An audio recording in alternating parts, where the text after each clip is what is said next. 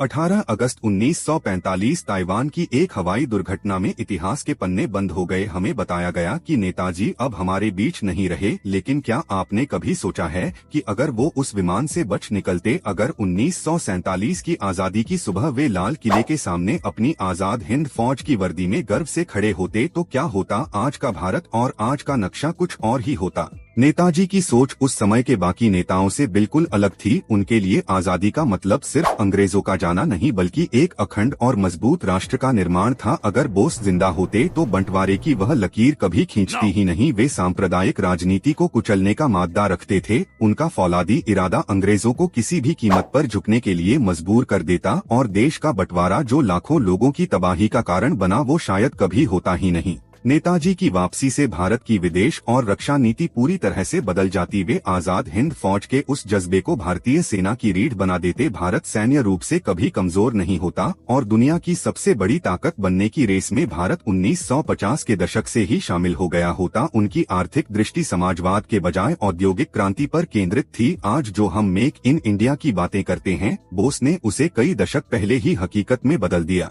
होता। भारत सिर्फ एक देश नहीं बल्कि दुनिया का मैन्युफैक्चरिंग हब बन चुका होता।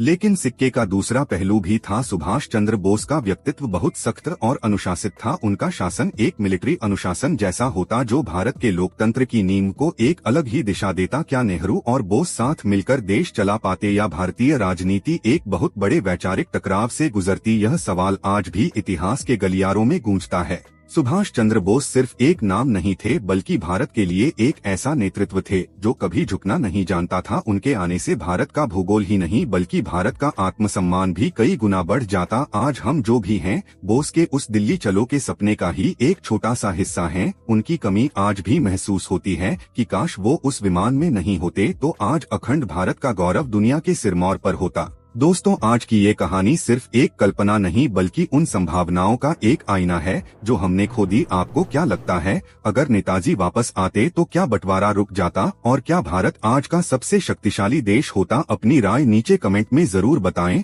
और अगर आपको यह इतिहास का पन्ना पसंद आया तो वीडियो को शेयर करना न भूलें।